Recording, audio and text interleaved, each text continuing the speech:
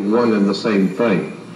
Because if you follow the works of Zechariah Sitchin, we find that in the ancient world, the kings represented both the temporal power, the power of government, but they also represented God. And we still are faced with people who believe that their word is God's law. It is absolutely amazing to me to see how many supposedly intelligent, enlightened people are deceived and brought under the influence of people who would present themselves as authorities in the world. Consequently, mankind is not being led, they're being misled. We don't have national leaders, we got misleaders. My friend Dick Gregory, who I love, Dick Gregory always says, the national leaders, you're just getting the government that the people represent. We get the kind of government we deserve. The leaders of this country are big and what we are small. We cheat on a little something here and there. They cheat on nations and kings, but it doesn't matter. Cheating is cheating.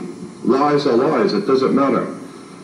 But the thing that bothers me more than anything is watching how religions have misrepresented the divine presence, have misrepresented and deceived people into supporting things which is nothing more than political and financial institutions.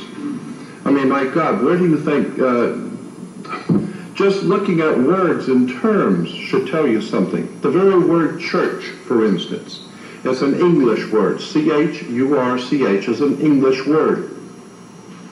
Church comes from a Scottish word, Kirk, K-I-R-K. Remember the old hymn, The Kirk of the Valley? Kirk is Scottish for church in English, but Kirk goes back, incidentally, that's why you have Captain Kirk and the good ship Enterprise, Captain Kirk. Go back to Captain Kirk, or Kirk being church in Scottish, is traced back to a goddess in Rome, Circe, and the Roman goddess Circe can be traced back to an even ancient or more ancient goddess, the goddess Circe in Greece. So the lineage is Circe in Greece, becomes Circe in Rome, becomes Kirk in Scotland, becomes church in English.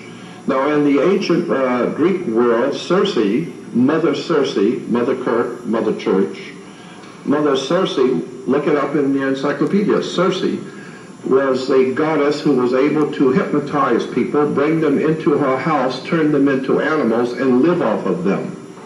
And this is precisely what the church has done. It has hypnotized people, taken their nationality away, taken their individual creativity and spirituality away, and brought them into a corporate enterprise, and consequently has turned them into animals. And consequently today the animals are killing each other all over the world because of church, religion, philosophies.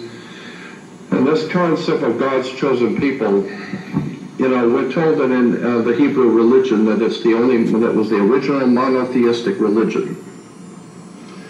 I have a very high respect for holy writings, for the Bible, for the Old and New Testament, but I'm also a student of history.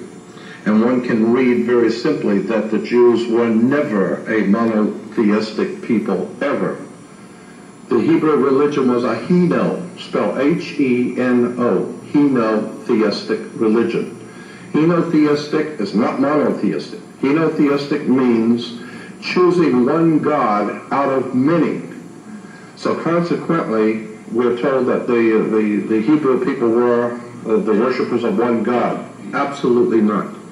When you get into the background of theology and religion, you're going to find, as I have found, that Judaism is a main foundation for Western civilization, and that's why I'm talking about it.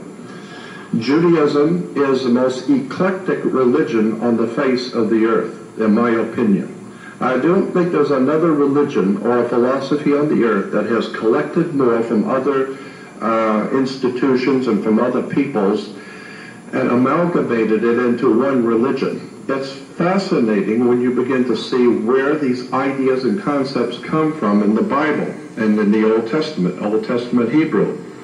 For instance, the Hebrews at one time were worshippers of the moon god. This is why in the Vatican and in France, in the Louvre Museum, the carvings and the sculptures of Moses having the lunar horns. I don't know if you've ever seen that, but Moses in the Vatican has horns. Why? It's because the horns were always referred to as the lunar horns. That was always a symbol for the moon god. Why? Because the moon in its lower quarter is like a horns. And consequently, this is why American Indian chiefs all had horns as the chiefs, and the Vikings wore horns. These were lunar worshipping peoples, the American Indians, Vikings, and the Hebrews. The moon god in Arabia, his name, the old Arabian moon god, was called Sin, S-I-N. That was his name, Sin. And in the ancient Arabic language, a mountain is Ai. So you put the god of the mountain, the old moon god of the mountain, they still have the mountain of the moon in Africa today. But when you put the Sin Ai together, it becomes Sinai. Mount Sinai it's the Sin, the moon god, and his mountain is Ai in Arabic. So Mount Sinai, there's nothing holy about Mount Sinai. It's the worship of the moon.